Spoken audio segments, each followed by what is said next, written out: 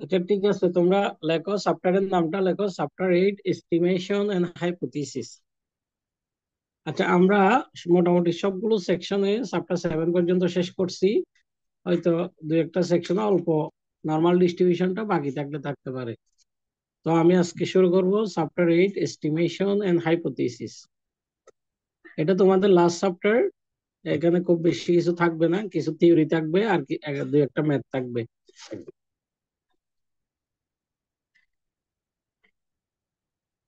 আচ্ছা প্রথম কথা হচ্ছে এখানে আমরা কি কি পড়বো সেটা একটু লিখে রাখো সবাই। আচ্ছা এই চ্যাপ্টারে আমরা কি কি পড়বো সেটা লিখে রাখো। Number one hypothesis.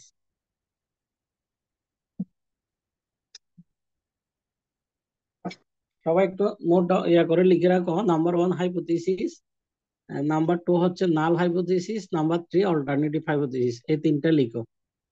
Number one hypothesis, number two null hypothesis, number three alternative hypothesis.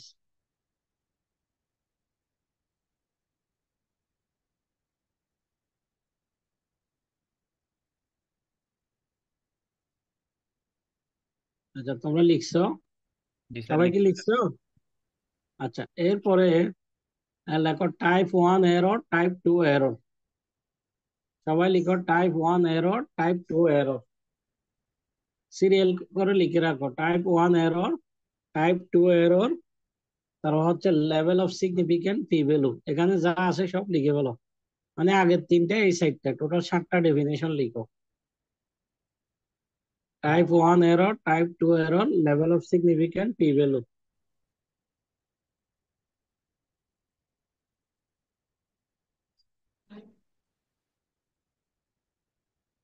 Sir এগুলো ডেফিনেশন। হ্যাঁ ডেফিনেশন। আচ্ছা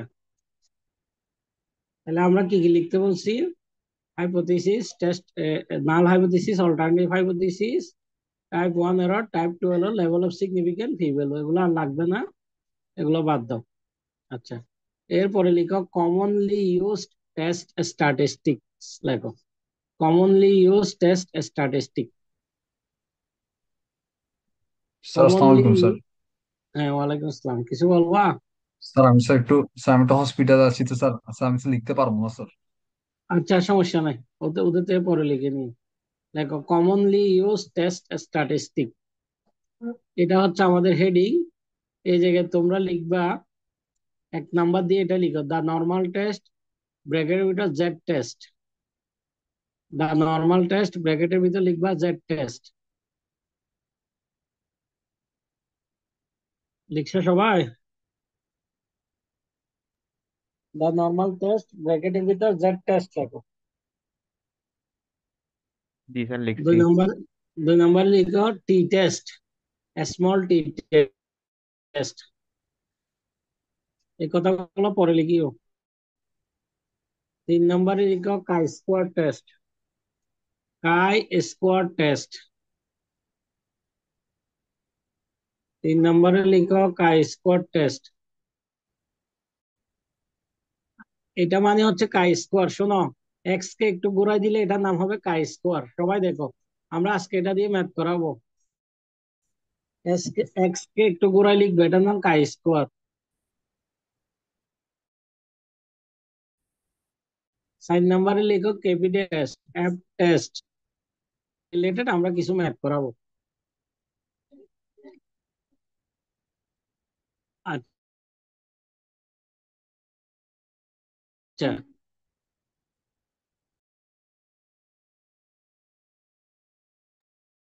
আচ্ছা ঠিক আছে, আমরা শুরু করতেছি। এই চ্যাপ্টারটা আমাদের মেইনলি দরকার হচ্ছে রিসার্চের জন্য।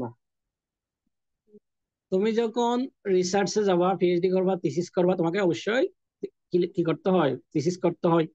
ঠিক আছে, একটা থিসিস সাবমিট করতে হয়, কিছু একটা নির্দিষ্ট পার্টিকুলার টপিকস এর উপর তোমাকে রিসার্চ করতে হয়। তো রিসার্চ করার আগে তোমাকে কিছু বিষয় কল্পনা করতে হয়। তোমার রিসার্চে কি আসতে পারে, ফাইনালি তুমি কি অ্যানালাইসিস করবা, তোমার ফাইন্ডিংস এর আলোকে তুমি কি কমেন্টস করবা। This is call the hypothesis. এই টোটাল প্রসিডিউরটা হচ্ছে এই চ্যাপ্টার বোঝাবে। আচ্ছা, হাইপোথিসিস মানে কল্পনা করা। তুমি যে বিষয় নিয়ে রিসার্চ করবা, যে বিষয় নিয়ে স্টাডি করবা, ওই বিষয়ের একটা, ওই বিষয় সম্পর্কে একটা কল্পনা করা, এটাকে স্ট্যাটিস্টিক্যালি বলতেছে statistical statement about the population is call hypothesis. Any statement about the population, population মানে হচ্ছে তুমি যে বিষয় নিয়ে রিসার্চ করবা তার উপর একটা আহ, একটা স্টেটমেন্ট দেয়াটাকে বলা হবে হাইপোথিসিস। যেমন ধরো তোমাদের, আমি আমি তোমাদের দুইটা সেকশনের জিপি এর সাথে তুলনা করব সাপোজ, অথবা তোমাদের সবগুলো সেকশনের জিপি এর সাথে আমি তুলনা করব। আমি বলবো যে এখানে তোমাদের সবগুলো সেকশনের জিপিএ সমান, এটা আমার একটা হাইপোথিসিস। এখন তার আগে যদি আমি বলি যে না ওই সেকশন ভালো ওই সেকশন খারাপ, তাহলে আমার এখানে অ্যানালাইজ করার দরকার নাই। এই জন্য আমাকে পার্টিকুলার একটা নিউট্রাল জিনিস ধরে নিতে হবে। হাইপোথিসিস মানে কল্পনা করা, কেমন যে কোনো একটা বিষয়ে কল্পনা করা। ধরো তুমি থিসিস করার আগে, রিসার্চ করার আগে কোনো একটা বিষয় নিয়ে তুমি কল্পনা করছো আমার রেজাল্টটা এরকম হইতে পারে। এরপর তুমি পরবর্তীতে কি করলা, বিভিন্ন ধরনের স্ট্যাটিস্টিক্যাল টেস্ট, এটাকে I square, T test, F test এবং নর্মাল টেস্ট, এই টেস্ট গুলোর প্রতিটা পার্টিকুলার সূত্র আছে। তাহলে ফর্মুলাতে দিয়ে তুমি যে রেজাল্টটা পাবা, সেই রেজাল্ট সম্পর্কে লাস্ট একটা কনক্লুশন ড্র করবা, সেটা সেটার ভিত্তিতে তুমি ইন্টারপ্রিটেশন করবা। তাহলে হাইপোথিসিস মানে any statistical statement about the population is call hypothesis. ঠিক আছে? যেমন তুমি একটা হাইপোথিসিস করতে পারো, সামনে তুমি এক্সাম দিবা, তুমি হাইপোথিসিস করছো আমি রেজাল্ট ভালো করব, এটা হচ্ছে তোমার স্টেটমেন্ট। আচ্ছা, এটা একদম সিম্পল জিনিস, যে কোনো একটা বিষয় ইয়া করা। যেমন এখানে এক্সাম্পল দিছে, যে সমস্ত ছাত্ররা student who breakfast will perform better on state exam. আচ্ছা, যে সমস্ত ছাত্ররা সকালবেলায় নাস্তা করতে যায়, ওরা স্ট্যাটিস্টিক্স এক্সামে যারা নাস্তা করতে না যায় তাদের চেয়ে ভালো করে। ঠিক আছে? অনেকের তো সকালবেলা না খেয়ে যাওয়ার অভ্যাস, হয়তো অনেক সময় খারাপ লাগতে পারে।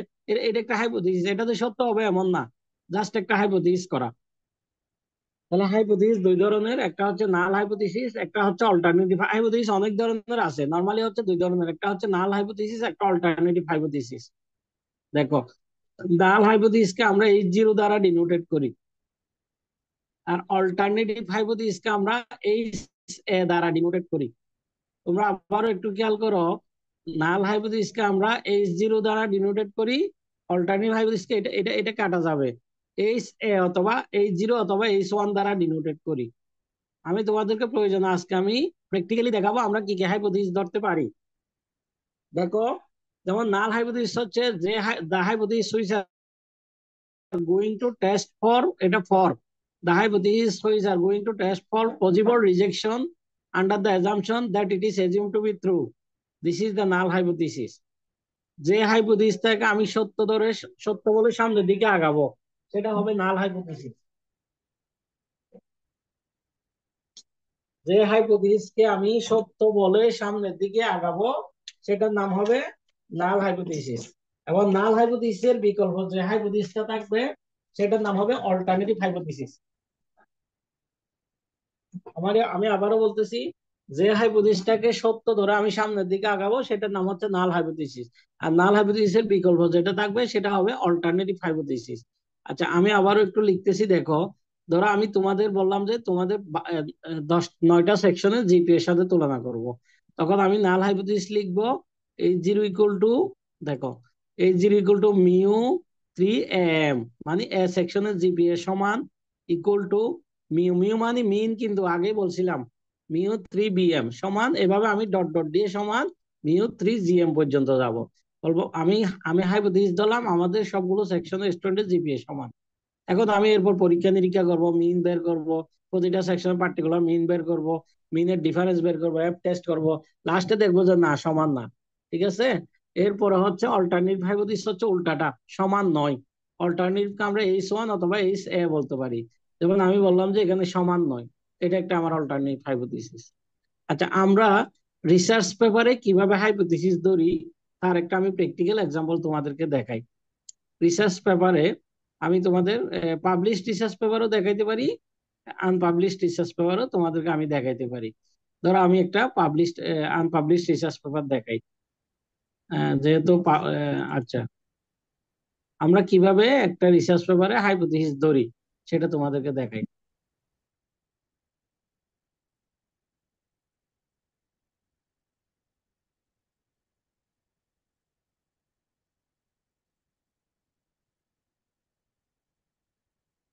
দেখো এটা একটা রিসার্চ পেপার, এটা কাজ চলমান, পাবলিশড গুলো তো আছে। দেখো এখানে কিভাবে হাইপোথিসিস গুলো ধরছে, দেখো এটা একটা লিটারেচার রিভিউ। লিটারেচার রিভিউ মানে প্রিভিয়াস কাজগুলো কে কে করছে। দেখো আমাদের এখানে H1 মানে যদিও বা নাল হাইপোথিসিস বোঝাচ্ছে, ওরা একটু জিনিসটা ইয়ে করছে, আমি পরে এটা ঠিক করে দিব। H1 দেওয়া ঠিক করে H0 দিতে হবে। এটা বলতেছে a strong positive brand image in the banking industry positively influence customer loyalty।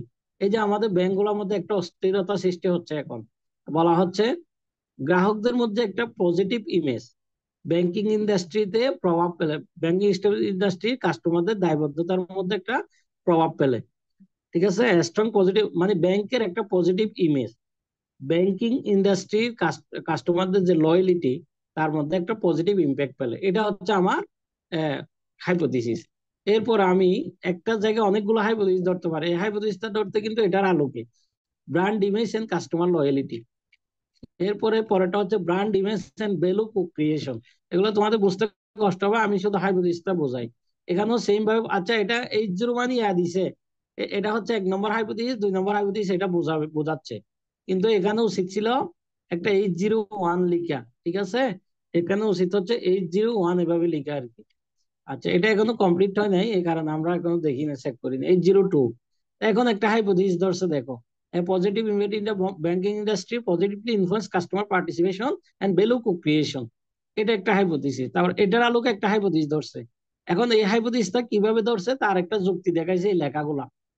দেখছো এটা একটা রিসার্চ পেপার, তার একটা যুক্তি দেখাইছে এই লেখাগুলো, এটাও একটা হাইপোথিসিস। দেখো এটাও একটা হাইপোথিসিস। দেখো এই হাইপোথিসিস গুলো, এখন অ্যানালাইসিস গুলো আসবে, আমরা যে অ্যানালাইসিস গুলো করি এখন অ্যানালাইসিস গুলো আসবে। দেখো তাহলে আমরা এইভাবে আমরা অ্যানালাইসিস গুলো করি এবং হাইপোথিসিস গুলো ধরি। তোমরা কি বুঝতে পারছো?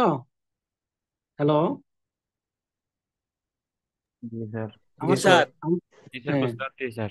দেখো যে কোনো রিসার্চ পেপারে এগুলো দরকার হয়, কেমন? আচ্ছা, এরপরে হচ্ছে টাইপ 1 এরর, টাইপ 2 এরর। এটা সম্ভবত তোমাদের কম্পিউটার সায়েন্স আছে, ফলস পজিটিভ ফলস নেগেটিভ নামেই আছে।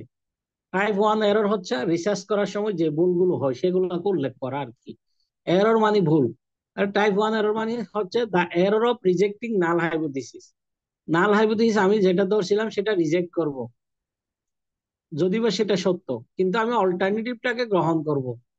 মানে আমি যে নাল হাইপোথিসিসটা ধরছি সেটাকে রিজেক্ট করে দিব। ওই যে প্রথমে ধরছিলাম μ3 m = μ3 bm, মনে করো সেটা আমি রিজেক্ট করে দিলাম ভুলবশত, কিন্তু আসলে এটা সত্য। This is call the type 1 error.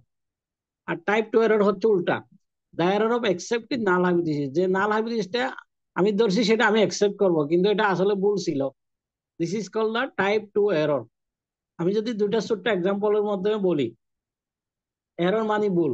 ধরো তুমি যখন আহ, বিভিন্ন ক্লাসিফায়ার করতে যাবা, ক্লাসিফিকেশন করতে যাবা, অ্যালগোরিদম গুলো করতে যাবা, একটা ভুল অ্যালগোরিদমকে তুমি গ্রহণ করছো, একটা ভুল অ্যালগোরিদমকে তুমি গ্রহণ করছো, সেটা হবে টাইপ 2 এরর।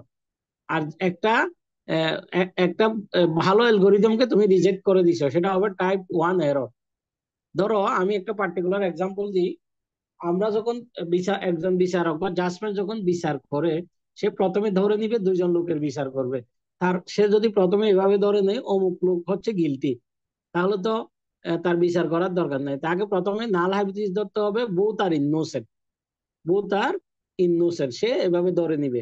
এরপরে সে বিভিন্ন ধরনের যুক্তি তর্ক করবে, শুনানি হবে, এবং লাস্টে সে বলবে না অমুক দোষী।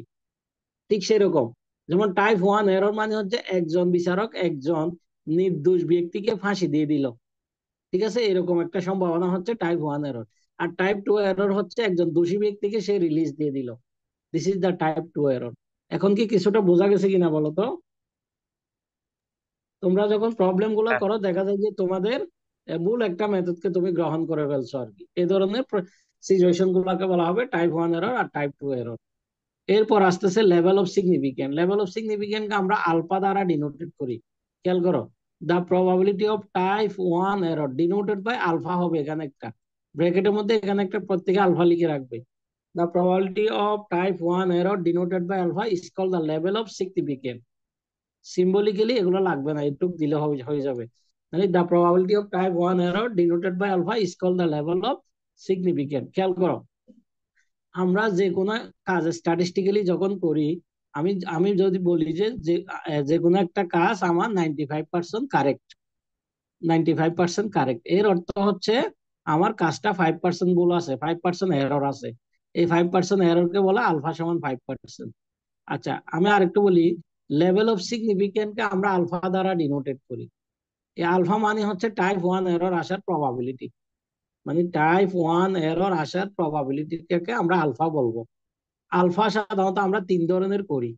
আলফা এর মান 10% হয়, আলফা এর মান 5% হয়, অথবা আলফা এর মান 1% হয়। কিন্তু বর্তমানে স্ট্যাটিস্টিক্সে অথবা ওয়ার্ল্ড ওয়াইড যে কোনো রিসার্চে আলফার মান 5% এবং 1% কনসিডার করে, বলে যে 10% মানে অনেক বেশি ভুল। আলফা এর মান 10% মানে হচ্ছে তুমি যে রিসার্চটা করছো, যে যে অ্যানালাইসিসটা করছো সেটা 95% কারেক্ট। আলফা এর মান 5% মানে হচ্ছে, সরি, 90% কারেক্ট। আলফা এর মান 5% মানে হচ্ছে সেটা 95% কারেক্ট, 5% রং। আর আলফা এর মান 1% মানে হচ্ছে 99% কারেক্ট। ঠিক আছে? তাহলে আলফা কি বোঝাবে? সাইজ অফ দা টেস্ট বোঝাবে। It is also known as size of test.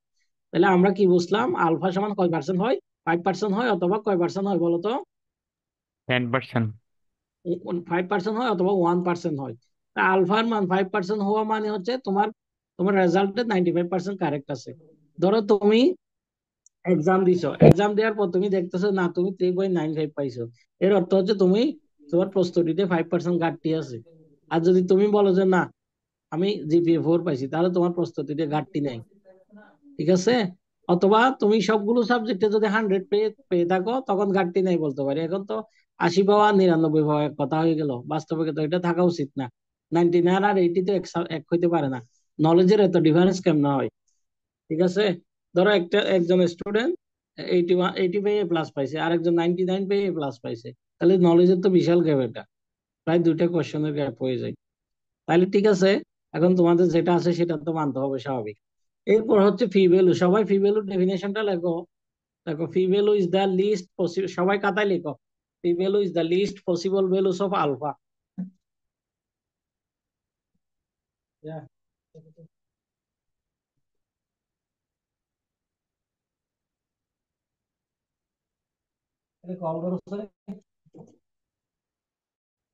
তাহলে কি বলছি বলতো? P value is the least, LEAST, least, LIST না, LEAST। P value is the least possible values of alpha. আমি আবার বলতেছি, P value is the least, LEST, least possible values of alpha. সবাই লিখতেছ? এই সংজ্ঞাটা একটু কঠিন ফি ভ্যালুর। সবাই লেখো, P value is the least possible values of alpha. Alpha এর সর্বনিম্ন মান। দেখো ফর হুইচ, দেখো ফর হুইচ, কি লিখছো বলো তো? ফি ভ্যালু ইজ, সবাই লিখতেছ? জি স্যার, লিখতেছি। P value is the least possible values of alpha for which we can, for which we can reject, for which we can reject the null hypothesis. আবার বলছি, কি বলছি বলতো? P value is the least possible values of alpha for which we can reject the null hypothesis. আচ্ছা, আমরা যদি একটু আহ, একটু অনলাইনে যাই, তাহলে তোমাদের এই বিষয়টা আরো ক্লিয়ার হবে। আচ্ছা, আমি একটু অনলাইন থেকে দেখাই, সরি গুগল থেকে দেখাই। দেখো, আমরা গুগলে গিয়ে কি লিখলাম, ফিভেল এবং লেভেল অফ সিগনিফিকেন্স লিখলাম।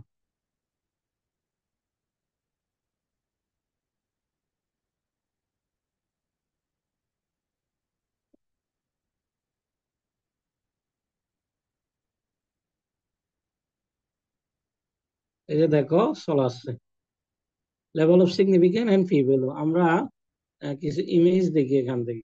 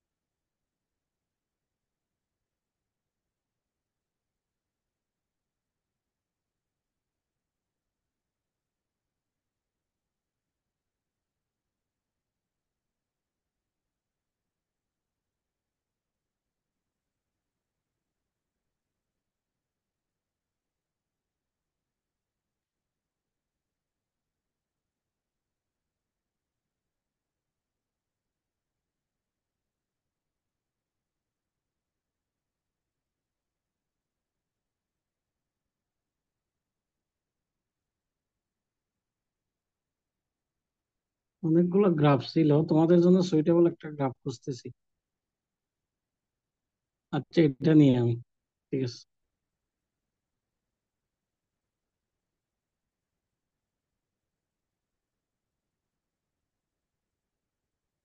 গ্রাফ দেখা যায়? তোমরা গ্রাফ দেখতেছো? দেখা যাচ্ছে স্যার। আচ্ছা, দাঁড়াও, তোমাদের জন্য একটা সুইটেবল গ্রাফ খুঁজতেছি।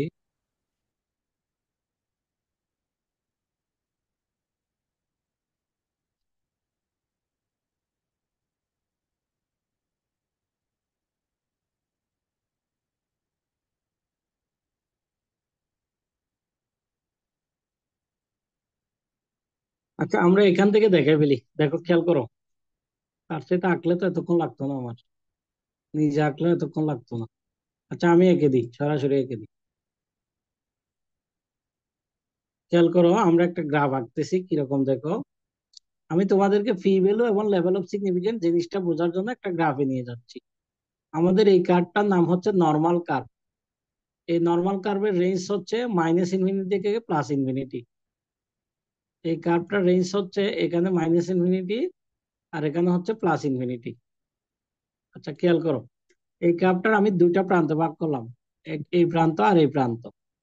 এই যে টোটাল যে এরিয়াটা আছে, এই যে এরিয়াটা, এই এরিয়াটাকে বলা হয় অ্যাকসেপ্টেন্স রিজিয়ন। অ্যাকসেপ্টেন্স রিজিয়ন, এই এরিয়াটাকে বলা হয়। আর এই দুটি এরিয়াটাকে বলা হয় ক্রিটিক্যাল রিজিয়ন।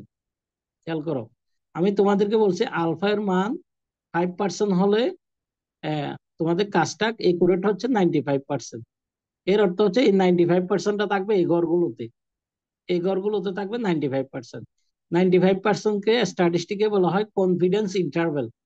কনফিডেন্স ইন্টারভ্যাল মানে আস্থার সহগ। তাহলে আমার কাজটা হচ্ছে 95% ঠিক। আচ্ছা, 95% যদি ঠিক থাকে তাহলে আলফা এর মান কত হবে বলো তো? যদি 95% ঠিক থাকে তাহলে আলফা এর মান কত হবে? 5% না স্যার? 5% হবে। শোনো, এই 5% কে আবার দুই ভাগে ভাগ করা, আলফা সমান 5%। তাহলে 5% কে আমরা দুই ভাগে ভাগ করবো, কত হবে দুই ভাগে ভাগ টু করলে? Point five percent sir. আড়াই আড়াই না? জি স্যার।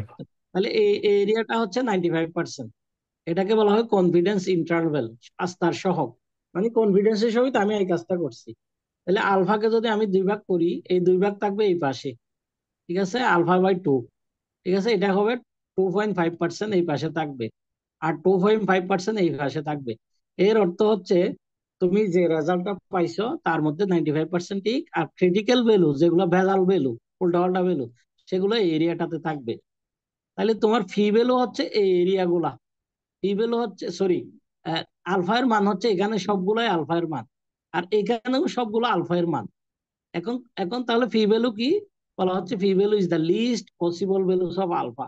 আলফা এর সর্বনিম্ন মান, যেখানে আমরা নাল হাইপোথিসিসটা রিজেক্ট করি। তাহলে আমাদের এই এরিয়াটাকে আমরা নাল হাইপোথিসিস যেটা ধরছিলাম সেটাকে অ্যাকসেপ্ট করব, আর এই প্রান্তের এরিয়া গুলোকে, আমরা টেইল এরিয়া গুলোতে আমরা রিজেক্ট করব। তাহলে ফি ভ্যালু শুরু হবে মূলত এই বাউন্ডারি থেকে, এখান থেকে শুরু হবে, সর্বনিম্ন মান থেকে এখানে ফি ভ্যালু হবে। এখন ধরো আমার ফি ভ্যালুর মান পাইছি 0.02, এটা হয়তো মাঝখানেও বসতে পারে। আবার 0.03, এটা এদিকেও বসতে পারে। বুঝতে পারছো? মনে রাখতে হবে ফি ভ্যালু মানে প্রবাবিলিটি ভ্যালু। পি ভ্যালু মানে কি ভ্যালু বলো? Probability value. প্রবাবিলিটি ভ্যালু আর কি। আচ্ছা, ফি ভ্যালুটা আমরা রেজাল্টের সাথে পেয়ে যাই, এটা ক্যালকুলেটর তোমাদের কম্পিউটার সরাসরি দিয়ে দেয়। আমার কথা বুঝতেছো? জি। যেমন আমি যে তোমাদেরকে একটু আগে রিসার্চ পেপারটা দেখাইছি, সেখানে তোমাদের ফি ভ্যালু তোমরা ইজিলি বুঝতে পারবা দেখলে। আমি তোমাদেরকে একটুখানি দেখাই, সরি। ফি ভ্যালু দেখবা তোমরা,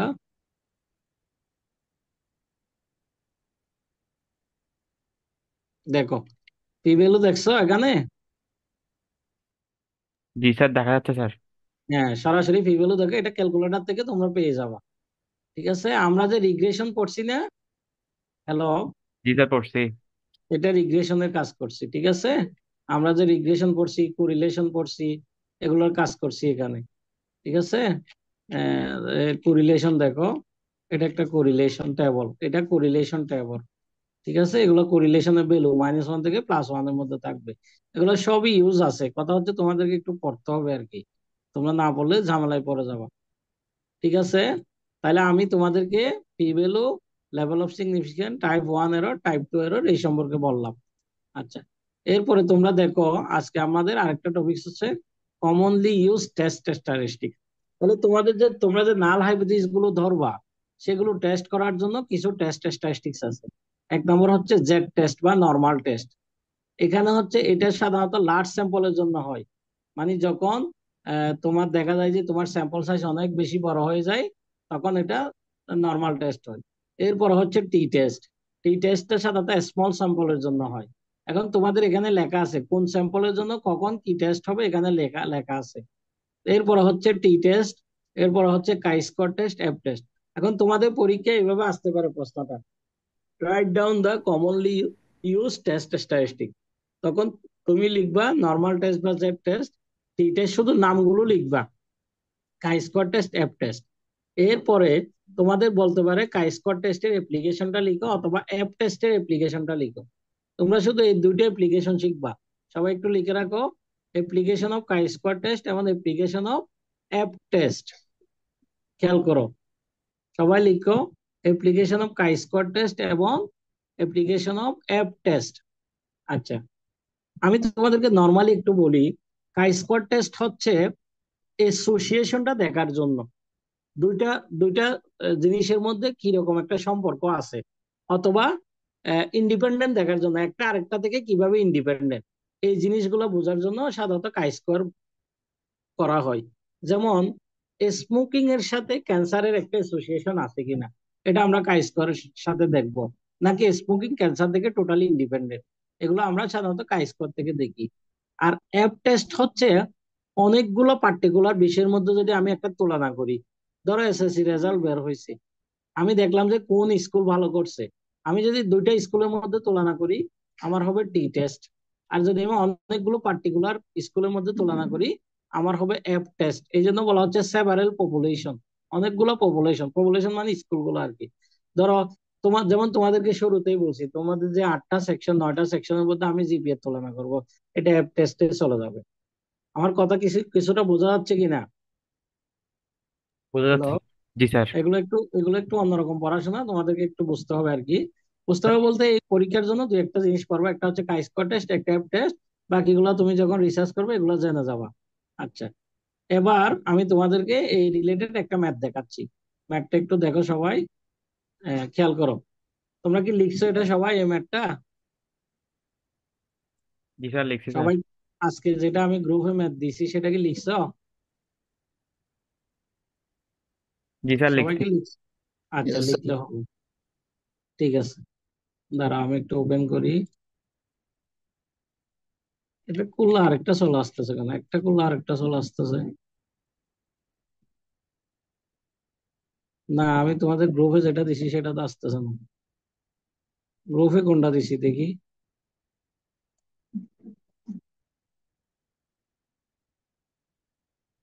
ওইটার আগে স্যার চ্যাপ্টার 8 লেখা আছে। হ্যাঁ, চ্যাপ্টার 8 তো চ্যাপ্টার 8 ঠিক ম্যাথ আছে। লেখা sir.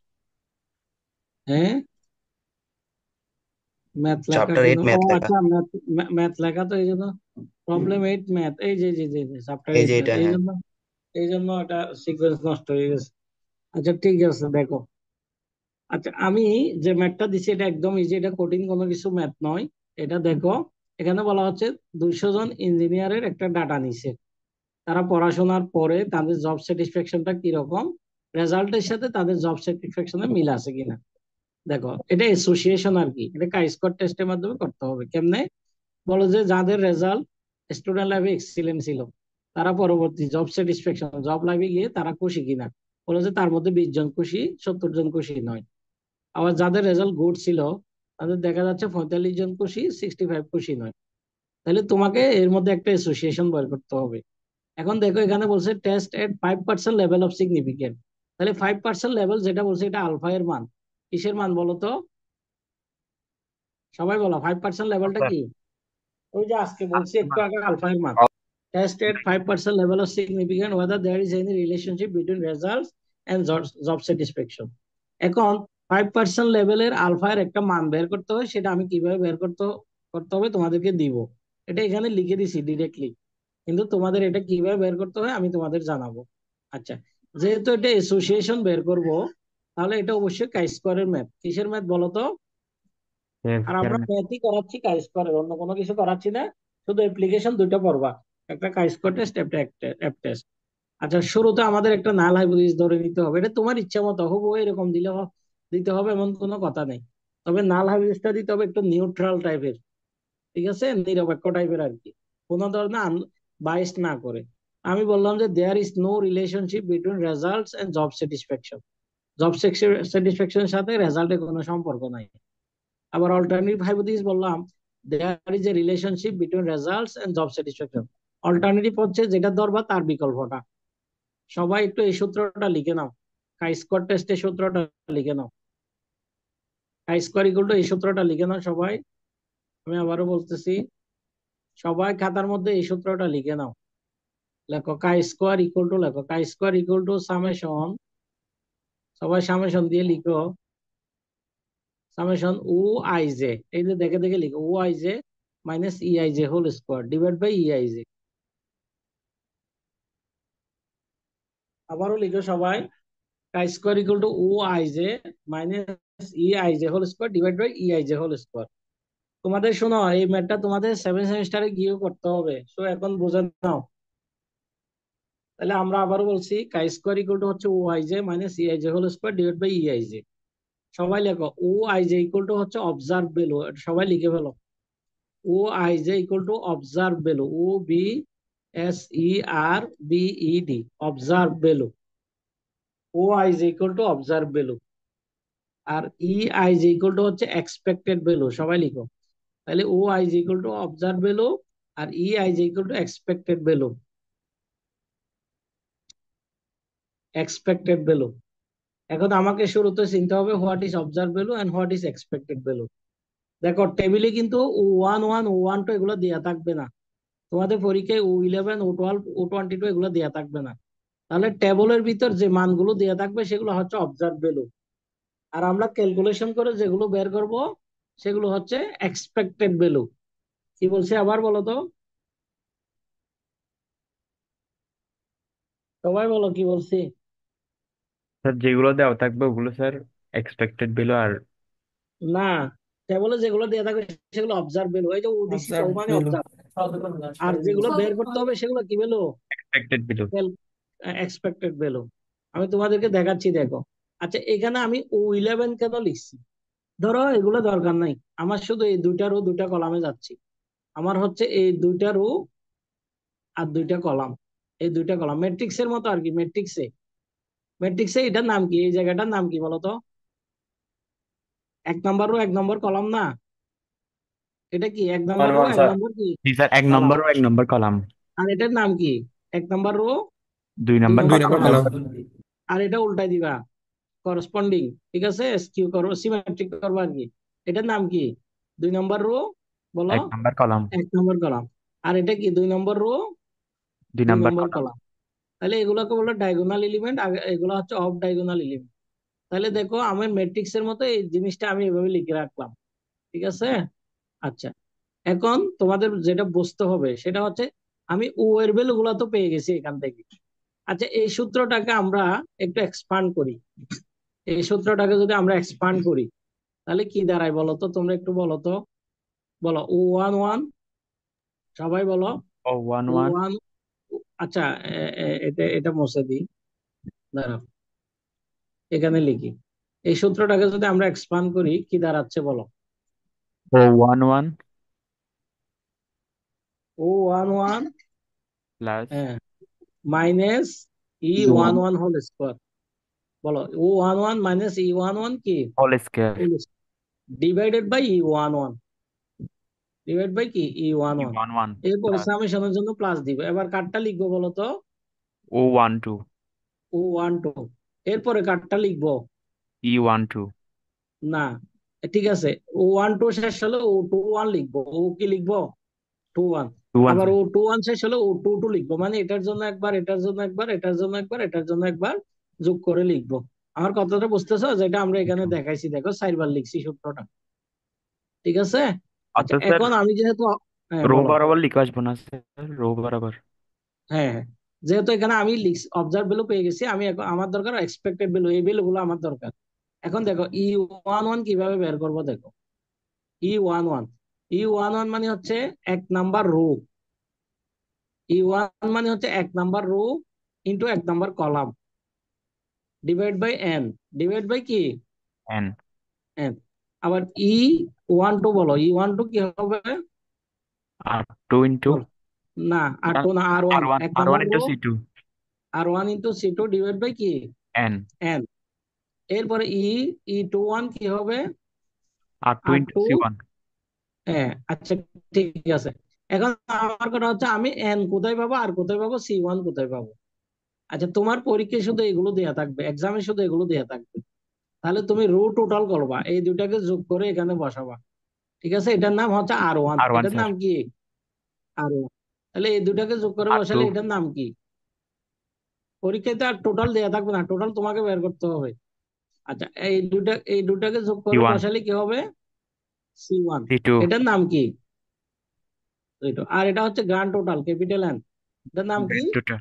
Grand total, capital capital N. এখন তোমরা E11টা বুঝছো কিনা দেখো তো।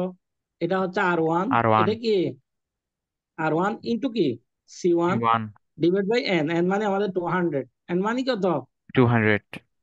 আচ্ছা, এটা বলো তো তাহলে, এটা কি আর1 আর ওয়ান C2। ইন্টু কি সি টু কত, 135 না। জি স্যার। হ্যাঁ, সি2 ডিভাইড বাই এন। আচ্ছা, এইভাবে কি পারবা কিনা বলো তো সবাই। পারবো স্যার, ইনশাল্লাহ। তাহলে আমরা এখান থেকে E1, E12, E21, E22 মানগুলো বের করলাম। তাহলে এই মানগুলো আবার সূত্রে বসাই দিলাম। যেমন এখান থেকে এটা 11 মাইনাস এটা divide whole square divide by এটা। আবার দেখো, এখান থেকে আমরা O12 নিলাম, E12 নিলাম, E12 নিলাম, হোল স্কোয়ার করলাম। তাহলে শেষ পর্যন্ত আমরা কি পাইলাম বলো তো, কাই স্কোয়ারের মান কি পাইলাম বলো। স্যার কে স্কের মান পাচ্ছি 3.84। আচ্ছা, এখন এই কাই স্কোয়ার পর্যন্ত আমি তোমাদের, কাই স্কোয়ারের মান পাইছি হচ্ছে nine nine point two point four eight four two four eight four 9.24। আচ্ছা, 9.24। শোনো, আমি আবার একটু বোঝাই। ধরো তোমাদের পরীক্ষায় ডাটা দেয়া থাকবে, একটা রো একটা কলাম, এখানে দুইটা রো দুইটা কলামও হইতে পারে, তিনটা রো তিনটা কলামও হইতে পারে। প্রথমে তোমরা রো এর টোটাল বের করবা, রো এর টোটাল, তা কলামের টোটাল বের করবা। টেবলের ভিতর যে মানগুলো আছে সেগুলো অবজার্ভ ভ্যালু, আর টেবল থেকে হিসাব করে যে মানটা বের করতে হয় সেটা হচ্ছে এক্সপেক্টেড ভ্যালু। কি ভ্যালু, এক্সপেক্টেড। তাহলে ভ্যালু এমন অবজার্ভ ভ্যালু যখন আমাদের কাই স্কোয়ারের সূত্রটা বসাই দিবা, তখন আমাদের যে রেজাল্ট আসবে সেটা হচ্ছে কাই স্কোয়ারের ক্যালকুলেটেড ভ্যালু। কি ভ্যালু বলো তো। Calculated value. তাহলে আমাদেরকে এটা শুধু কাই স্কোয়ার না, এটা কি ভ্যালু বলো, ক্যাল ক্যাল ক্যাল মানে ক্যালকুলেটেড, কি ক্যাল মানে কি ক্যালকুলেটেড। ক্যালকুলেট। তাহলে কাই স্কোয়ারের ক্যালকুলেটেড ভ্যালুটা আমরা কত পাইলাম বলো, two nine four point two four কত পাইছি। 9.24। এখন কাই স্কোয়ারের একটা টেবুলেটেড ভ্যালু বের করতে হবে। কাই স্কোয়ারে কি বের করবো, calculated value. Tabulated value, tabulated মানে টেবলে পাওয়া যাবে। আচ্ছা, কাই স্কোয়ারে যখন টেবুলেটেড ভ্যালু বের করব, তখন আমাদের দুটো জিনিস লাগবে। একটা হচ্ছে লেভেল অফ সিগনিফিকেন্স, একটা হচ্ছে ডিগ্রিজ অফ ফ্রিডম। কি কি বলছি বলতো। Level of significance, decrease of. আর আছে, প্রশ্ন দিয়ে আছে না, কত পার্সেন্ট। 5%। লেভেল অফ সিগনিফিকেন্স 5% দেওয়া থাকতে পারে, 1% দেওয়া থাকতে পারে। তাহলে আমরা ধরে নিলাম যে লেভেল অফ সিগনিফিকেন্স যেহেতু প্রশ্ন দিয়ে আছে সেটা 5%। এটা যদি পরীক্ষায় 1% দেওয়া থাকে তাহলে 1% দেখতে হবে। তাহলে কাই স্কোয়ারের টেবুলেটেড ভ্যালুটা তোমাকে বের করতে হবে টেবল থেকে। সেটা কিভাবে বের করতে হবে আমি তোমাকে দেখাচ্ছি। সেটা বের করার সময় তোমাকে একটা জিনিস দেখতে হবে, সেটা হচ্ছে ডিগ্রিজ অফ ফ্রিডম। এখন ডিগ্রিজ অফ ফ্রিডম জিনিসটা কি সেটা আমি একটু পরে বোঝাচ্ছি। আপাতত তোমরা ধরে নাও যে এখানে ডিগ্রিজ অফ ফ্রিডম হচ্ছে 1। আমি আবারও বলতেছি, আপাতত ধরে নাও এখানে ডিগ্রিজ অফ ফ্রিডম 1, কিন্তু সেই 1টা কিভাবে আসলে আমি একটু পরে বোঝাই। আচ্ছা, তার আগে তোমাদেরকে আমি কাই স্কোয়ারের টেবুলেটেড ভ্যালুটাই অনলাইন থেকে কিভাবে বের করতে হয়, গুগলে গিয়ে কিভাবে দেখতে হয় সেটা আমি তোমাদেরকে দেখাচ্ছি। কাই স্কোয়ার টেবুলেটেড ভ্যালু, কাই স্কোয়ার কি ভ্যালু, টেবুলেটেড ভ্যালু। আচ্ছা, কাই স্কোয়ার টেবল দিলে চলে আসবে, টেবুলেটেড ভ্যালু দেওয়ার দরকার নেই। কাই স্কোয়ার টেবল। আচ্ছা, তোমরা কি দেখতেছো কাই স্কোয়ার টেবল। দেখতেছি স্যার। হ্যাঁ ঠিক আছে, দেখি আমি দাঁড়া। আচ্ছা, আমাদের ডিগ্রিজ অফ ফ্রিডম কত? স্যার 9.24 এটা। ডিগ্রিজ অফ ফ্রিডম হচ্ছে 1। আমাদের ডিগ্রিজ অফ ফ্রিডম হচ্ছে কত? 1। ডিগ্রিজ অফ ফ্রিডম হচ্ছে আমাদের 1, কেমন? আচ্ছা, কেন? আমি তোমাদের এখানে অনেকগুলো ইমেজ আছে, যে কোনো একটা ইমেজ আমি দেখাই। ঠিক আছে, দেখাচ্ছি।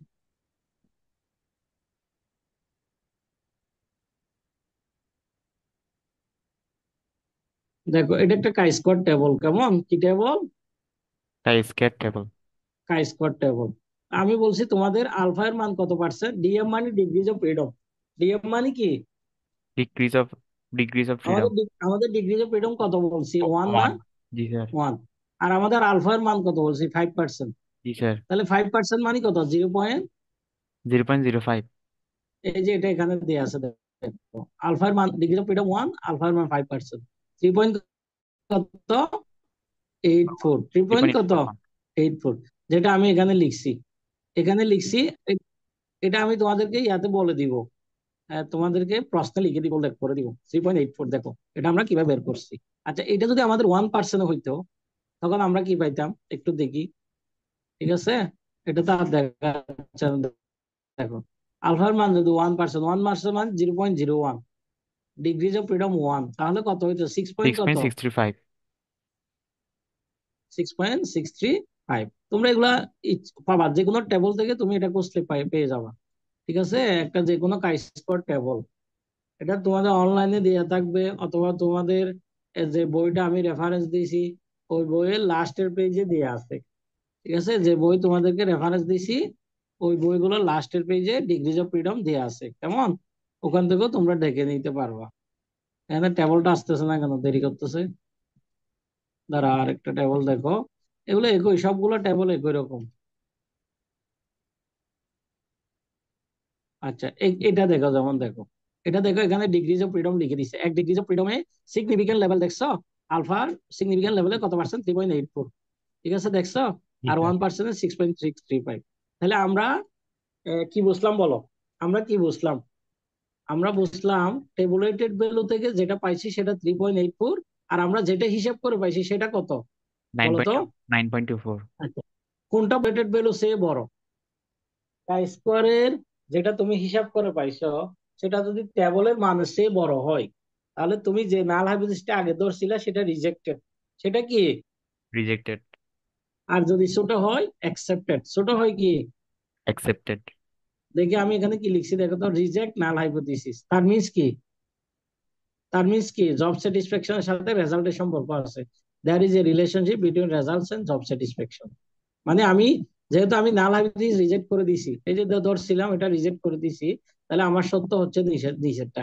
That is a relationship between result and job satisfaction. তোমাদের কথা কি বোঝা যাচ্ছে? জি স্যার। আচ্ছা, আমি আবারও বলতেছি, কাই স্কোয়ারে ক্যালকুলেটেড ভ্যালু যদি বড় হয় টেবিলের ভ্যালু সেম, তাহলে তুমি জাল হাইপোথিসিস যেটা ধরছো সেটা রিজেক্টেড। জাস্ট কমেন্টে এই কথাটা লিখে দিবা। এখন বলা হচ্ছে ডিগ্রিজ অফ ফ্রিডমটা কি, সেটা আমি একটু বোঝাই, ভালো করে চেষ্টা করো। আমি তোমাদেরকে এখানে শুরুতে বলছি এখানে 2টা রো 2টা কলাম আছে। তাহলে রো কয়টা বলো তো? দুইটা। 2টা। 2টা রো। আর কলাম কয়টা? স্যার। 2টা। আচ্ছা শোনো, ডিগ্রিজ অফ ফ্রিডম বের করার সূত্র হচ্ছে ডিএফ। ডিএফ মানে হচ্ছে R-1 C-1। কি বলছি বলো? R-1 C minus into one C-1 into কি? C-1। আবারও বলো। R-1 ইন্টু কি? C-1। তাহলে এখানে কত হবে? 1। 1 হবে। 2 - 1, 2 - 1 সমান 1। এই জন্য আমরা ডিগ্রিজ অফ ফ্রিডম 1-এ দেখছি। এখন ডিগ্রিজ অফ ফ্রিডম মানে হচ্ছে স্বাধীনতার মাত্রা। যেহেতু তোমাদের এটা আমার ক্লাস শেষের দিকে, তোমাদের একটু স্বাধীনতার মাত্রা বাড়াই দিই, তোমাদের একটু খাওয়া দাওয়া করাই, অনলাইনে খাওয়া দাওয়া। ক্লাসে তো করাবো না, অনলাইনে। দেখো, আমি ডিগ্রিজ অফ ফ্রিডম জিনিসটা বোঝাচ্ছি, তোমরা খেয়াল করিও। ধরো তোমাদের ক্লাসে 40 জন স্টুডেন্ট আছে, 40 স্টুডেন্ট আছে। এখন আমি 40 স্টুডেন্টের জন্য 40টা বার্গার রাখলাম, চিকেন বার্গার। ভিতরে বার্গার আছে সুন্দর সুন্দর। স্যার আমরা আচ্ছা, এখন 70 জন স্যার। সত্যি খাচ্ছ? ভিতরে চিকেন আছে। 70 জন তোমরা? কয়জন? জি তো স্যার, 70 জন। স্যার আপনি আচ্ছা সহ এখানে 70 জন স্যার। ঠিক আছে, তাহলে 70টা নিলাম। ধরো এখন চিকেন বার্গার ভিতরে খুব মজার মজার চিকেন আছে, নিলাম। এখন আমি যখন বার্গার গুলো আনলাম, তোমাদের যে কোনো একজনকে ডাকলাম, সে কি করবে? 70টা বার্গার থেকে সে তার মনের মতো করে একটা বাছাই করে নিবে। যেহেতু ভিতরে চিকেন আছে ভালো, সে যেটা পছন্দ করে সেটা নিবে। এখন পরের যে জন আসলো, তার কিন্তু এক কমে গেল কিনা বলো? তার কিন্তু চয়েস একটা কমে গেছে কিনা? কমে গেছে স্যার স্যার। সিয়াররা একটা স্যার কমে লেগ গেছে। পিস নিতে চাইবে। ডিগ্রিজ অফ ফ্রিডম মানে হচ্ছে স্বাধীনতার মাত্রা, স্বাধীনভাবে চয়েস করা। তার কিন্তু একটা কমে গেছে, 69। এভাবে এভাবে যাইতে যাইতে লাস্টে মনে করো 68, 68 নম্বর যিনি আসবে, তার অনেক কমে গেছে না? জি স্যার। স্যার ক্লাস থেকে কিন্তু একজন। এটা তো সত্য, সে দুইটা থেকে একটা চয়েস করতে পারবে, তাই না? জি স্যার। ধরো বার্গারের ভিতর চিকেন থাকুক আর না থাকুক, হাড্ডি উড্ডি যা আছে, দুইটা তো একটা চয়েস করতে পারবে, তাই না? জি স্যার। কিন্তু লাস্টের জন যিনি আসবে, সরি 69 নম্বর, এটা 70 নম্বর যিনি আসবে, উনি কি চয়েস করতে পারবে? No sir. তাকে বাধ্যতামূলক নিতে হবে না, যেটা আছে সেটা নেই। Yes sir. তাহলে ডিগ্রিজ অফ ফ্রিডম, স্বাধীনতার মাত্রা কয়জনে পাই নাই? একজনে স্যার। একজন। এই জন্য তো এক দিক দিছি, বুঝতেছো? জি স্যার আবার বুঝছো ডিগ্রিজ অফ ফ্রিডম কি, বুঝছো এবার? জি স্যার বুঝতে ঠিক আছে, পারছি। তোমরা ভালো করে এখন বার্গার খাও, আমি লেকচার শেষ করে দিই। স্যার স্যার কমেন্ট গুলো আচ্ছা, কি দেওয়া থাকবে স্যার, ওই যে এসজি। কমেন্ট তো তোমাকে লিখতে স্যার হবে লাস্টে, লাস্টে এটা লিখতে হবে স্যার এটা। এসজি। তাহলে এই ম্যাটটা আমি বলি, এই ম্যাটটা যদি তোমার এভাবে আসে পরীক্ষায়, তুমি প্রথমে কি করবে? এখানে টোটাল বের করে ফেলবে, রো টোটাল কলাম টোটাল করবে। আচ্ছা, প্রথমে একটা হাইপোথিসিস ধরবে, রো টোটাল কলাম টোটাল, স্কোয়ারের সূত্রটা বের করে E1 E2 এটা লিখবে। এরপরে তুমি জাস্ট একটা কমেন্ট করে দিবে, ক্যালকুলেটর বড়, ক্যালকুলেটেড ভ্যালু বড় হলে রিজেক্ট, তার মিনস অল্টারনেটিভ হাইপোথিসিস সত্য। আর ক্যালকুলেটেড ভ্যালু যদি ছোট হয় অ্যাকসেপ্ট, তার মিনস যেটা ধরছি সেটা সত্য। এখন বলো, বাদ বাকি বলো। স্যার ওই যে হাইপোথিসিস স্যার এখানে নাল লিখছেন আর আরেকটা ওয়ান লিখছেন স্যার, এটা কি নাল আর হুম, ওয়ান হয় স্যার সবসময়? এও দিতে পারবা, H0 H অল্টারনেটিভ দিতে পারবা। নাল, নাল হাইপোথিসিস, H0 মানে নাল, কেমন? আর জি এইচ এ স্যার। মানে অল্টারনেটিভ, ঠিক আছে? অথবা H1ও দেয়, কেউ কেউ H1ও দেয়, ঠিক আছে? অল্টারনেটিভ হাইপোথিসিস আর কি। আচ্ছা, এটা তোমার মনের মতো। ধরো আমি বললাম যে ক্যান্সারের সাথে স্মোকিং এর সম্পর্ক আছে কিনা, তুমি বলবো যে there is no relationship between cancer and smoking, কারণ তোমাকে একটা নিউট্রাল ধরতে হবে। বুঝতে পারছো কিনা? জি স্যার। হুম। আচ্ছা, এখন কথা হচ্ছে তোমাদের কালকে আমার যে সেকশনে ক্লাস টেস্ট হবে, আর সরি, আর একটা সি সেকশনে ক্লাস টেস্ট হবে পরের দিন। আমার একটু মিস্টেক হয়ে গেছে, আমি আসলে আজকে 6 তারিখ মনে করছিলাম। ঠিক আছে, আমার কাজটা যেটার জন্য আমি ছুটি নিয়েছিলাম ওটা আজকে নিয়ে ফেলছি। কালকে আমি ইউনিভার্সিটি যাব, সেক্ষেত্রে সি সেকশনের এক্সামটা পরের দিন নিব, যেহেতু ওদেরকে আগে বলি নাই। আর ওদের ক্লাস তোমরা চাইলে করতে পারো, সমস্যা নাই। আর জি সেকশনের এক্সামটা নিব। স্যার এরপরে মানডেতে যাদের ক্লাস টেস্ট আছে, যাদের এক্সাম আছে, তাদেরও ক্লাস টেস্ট নিব। সবাই যাদের ক্লাস টেস্টের ডেট দিই নেই, সবাই চ্যাপ্টার 6 এর ক্লাস টেস্টটা আগামী সপ্তাহে দিবে। মানে আগামী কালকে থেকে যাদের এক্সামের ডেট দিই নেই, সবাই চ্যাপ্টার 6 এর উপর ক্লাস টেস্ট দিবে। তবে এখানে ম্যাথ গুলো ভালো করে করবা, প্রিভিয়াস কোশ্চেনে ম্যাথ গুলো। স্যার আমার। ডিসক্রিটে, আমাদেরকে তো চ্যাপ্টার 7 দিছিলেন। আচ্ছা থ্রি ওই সরি, তোমরা তো সোর্স করছো নিজেরা, তাই না? হ্যাঁ, 3 CM স্যার, আপনাকে তো ওই দিনই বলছি। আমি বলছি যাদেরকে দিই নাই। আচ্ছা আচ্ছা, হ্যাঁ, ঠিক আছে ঠিক আছে। স্যার আচ্ছা, আচ্ছা। আমাদের। এখন কারো স্যার কারো কোয়েরি কখন স্যার? থাকলে বলো, আর তোমাদের যদি বিস্তারিত আমি যেদিন ক্লাস শেষ করবো সেদিন ইনশাল্লাহ বলবো কি কি স্যার করতে আমার হবে একটা না। জিনিস জিজ্ঞেস করার ছিল স্যার। বলো বলো। স্যার আমাদের তো স্যার আচ্ছা, সোমবার। রেকর্ডিংটা বন্ধ করি, দাঁড়াও। সবাই রেকর্ডটা বন্ধ করো।